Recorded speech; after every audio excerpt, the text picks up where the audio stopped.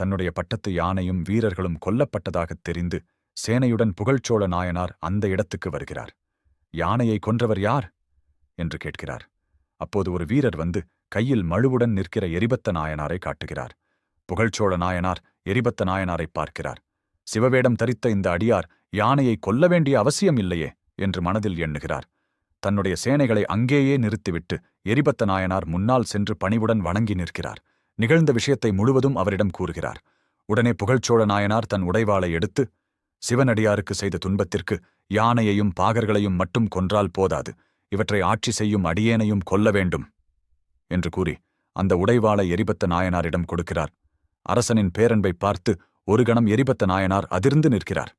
அந்த உடைவாளை வாங்காமல் இருந்தால் புகழ்ச்சோழ நாயனார் தன்னையே மாய்த்துக் கொள்வாரோ என்று பயந்து எரிபத்த நாயனார் அந்த உடைவாளை வாங்குகிறார்.